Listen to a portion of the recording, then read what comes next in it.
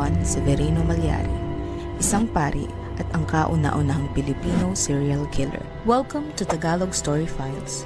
Kung ikaw ay mahilig sa kwentong krimen, katatakutan, trivias at general knowledge ay huwag kalimutang mag-follow at mag-subscribe. Taong 1810, ang bayan ng Magalang sa lalawigan ng Pampanga ay isang mapayapang lugar. Ngunit hindi inaasahan ng mga taga roon ang isang madilim na pangyayaring magaganap. Sa loob ng isang taon ay 57 na katao ang isa-isang namatay. Walang sino man ang nakakaalam kung sino ang pumatay sa mga ito. Isa lang ang sigurado, iisa lang ang pumatay sa mga ito. Ang bayan ng Magalang ay nasa 97 square kilometer lamang. Kahit na maliit ang bayan na ito, ay nagawang magpagala-gala ng killer sa loob ng 10 taon. Nagulat ang lahat nang malaman ang identity ng nasabing killer. Ito ay ang kanilang kura paroko na si Father Juan Severino Malyari. Ayon sa mga kwento, pumapatay di umano si Father Malyari para gumaling ang kanyang ina. Pinaniniwalaan niyang ang kanyang ina ay nakulam. At naniniwala siya na ang pagpatay ng mga tao ang magpapagaling sa kanyang ina. Si Father Malyari ay galing sa bayan ng Macabebe, Pampanga. Pagkatapos niyang matapos ang pagsiseminarista sa UST, siya ay naging isang ganap na pari noong taong 1809. Siya ay nag-apply bilang parish priest sa Orani, Bataan, ngunit siya ay hindi natanggap. Sumubok ulit siyang mag-apply sa bayan ng Maribeles, Bataan, ngunit hindi rin siya pinalad na matanggap. Noong taong 1812, siya ay naging parish priest sa bayan ng Magalang sa San Bartolome Parish, same year din kung saan nagkasakit ang kanyang ina. Si Father Malyari ay kilala din sa larangan ng art. Siya ay magaling sa calligraphic drawing. Siya ay na-recognize bilang unang pari na calligraphic artist. Ginamit din ni Father Malyari ang calligraphic drawings niya para i-decorate ang kanyang annual parish report na tinatawag na Planes de Almas. Ngunit sa kabila umano ng talento ni Father Malyari, siya ay isang biktima ng mental instability.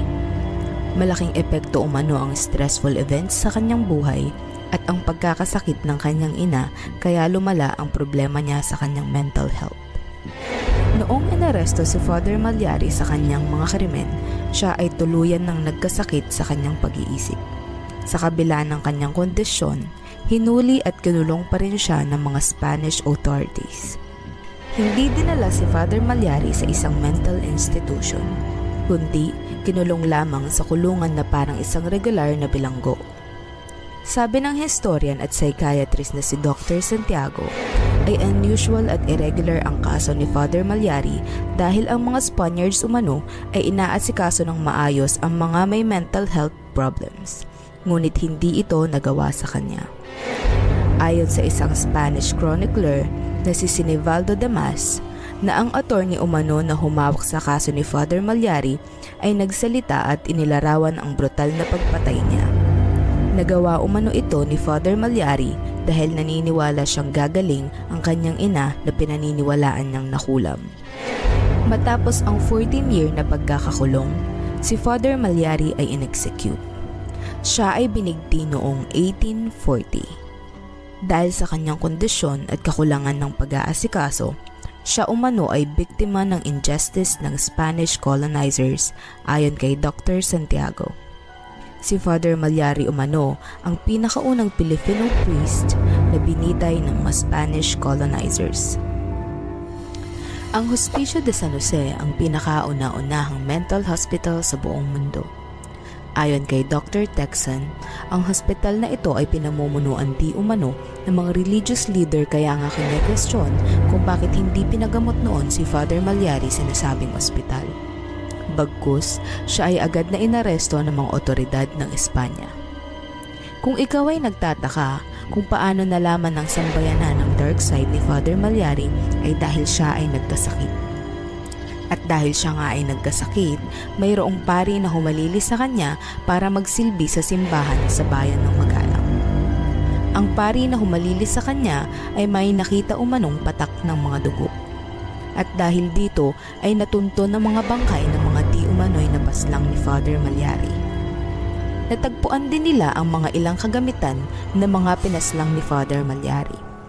Naniniwala ang mga lokal na historian sa lalawigan ng Pampanga na ang mga pinatay ni Father Malyari ay mga tigasunod ng simbahan at malalapit sa kanya. Di umano ay may hindi magandang relasyon si Father Malyari sa kanyang ina, kaya dito niya ibinunton ang lahat sa paggawa ng karumal-dumal at di katanggap-tanggap na krimen. Ikaw, naniniwala ka ba na totoong masama si Father Malyari? O siya ay biktima lamang ng pagkakaroon ng sakit sa isip? Comment down below.